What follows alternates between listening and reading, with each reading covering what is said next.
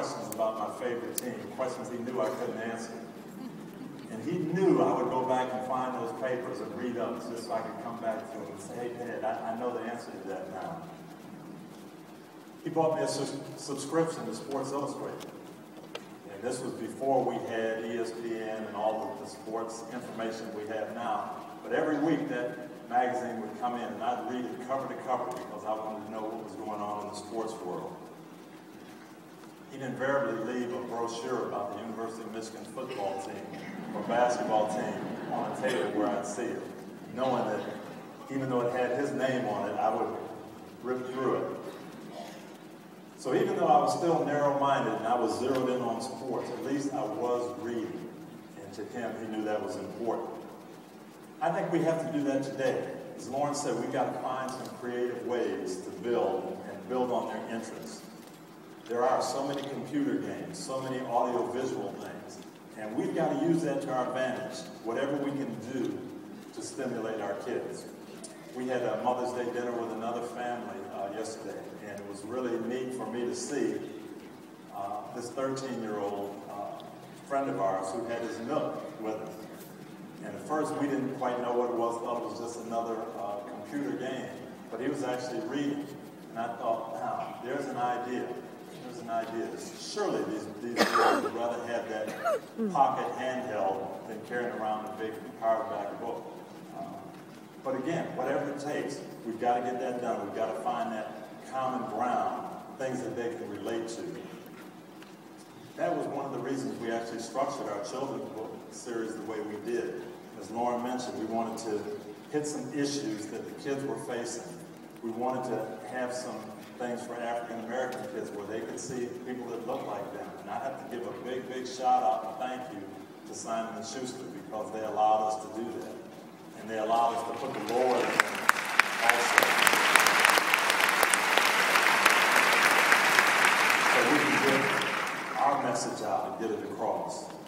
And we've got to do it. We've got to do whatever it takes to get our kids reading. I know we're here, we're preaching to the choir, but it is so, so important because it impacts all aspects of our society.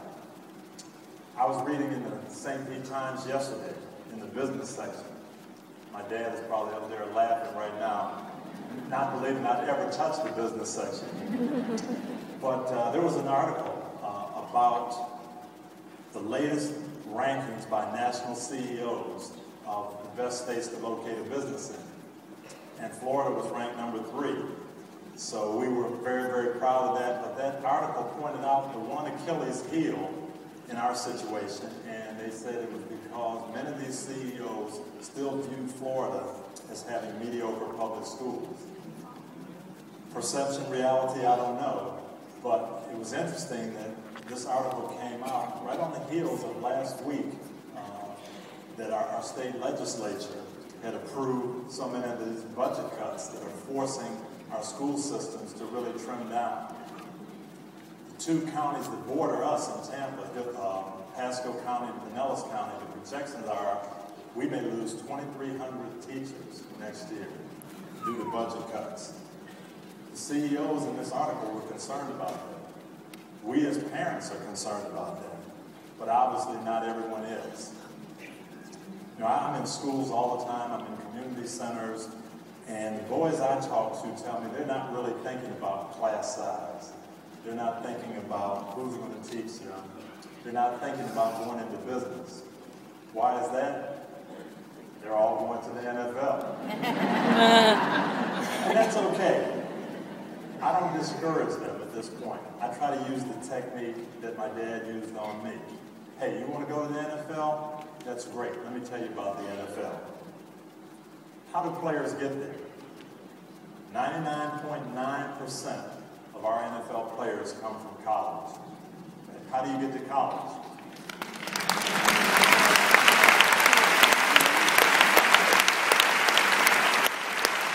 You get to college by having good grades and great SAT scores.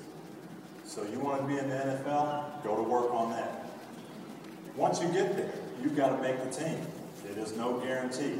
And I can tell you this, most players that don't make the team, it's not because they don't have enough athletic ability. It's not because they didn't work hard enough in the weight room. You know why they don't make it?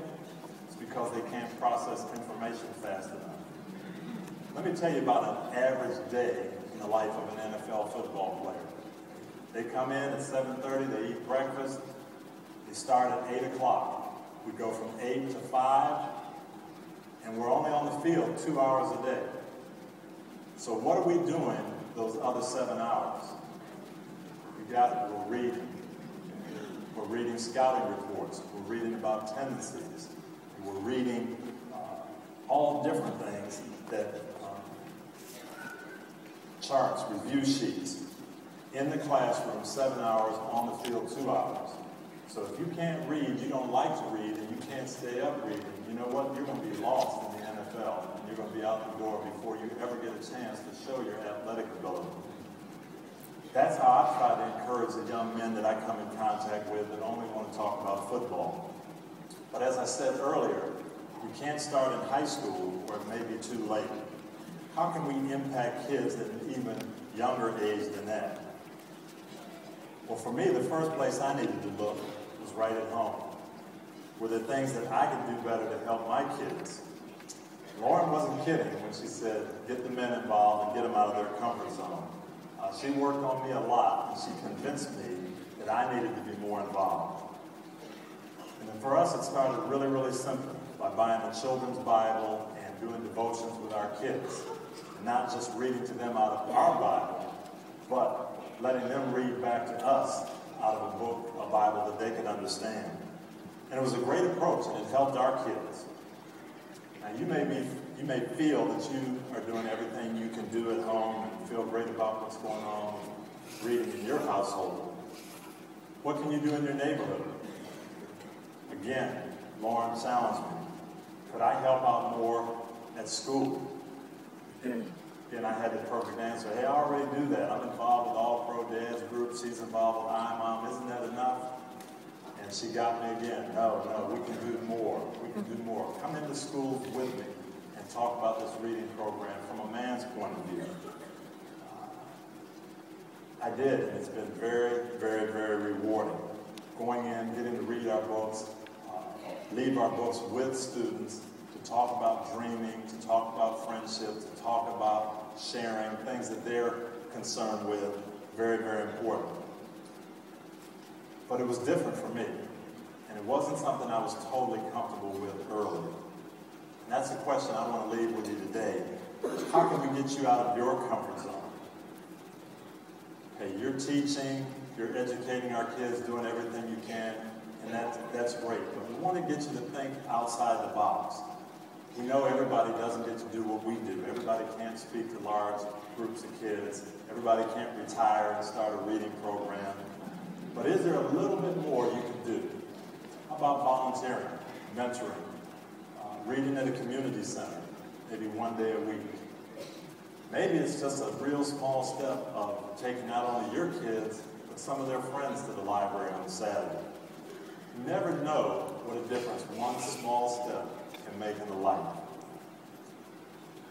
There are a lot of ways that we can attack this problem. Some of them are very tough, some of them not quite so tough, but I think we have to ask, what can we do a little bit differently? Not the way we've always done it, but just think a little bit outside the box.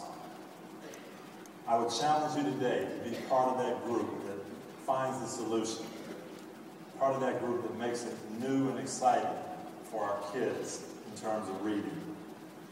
I really believe that would be the best investment we could make in America's future. Thank you so much.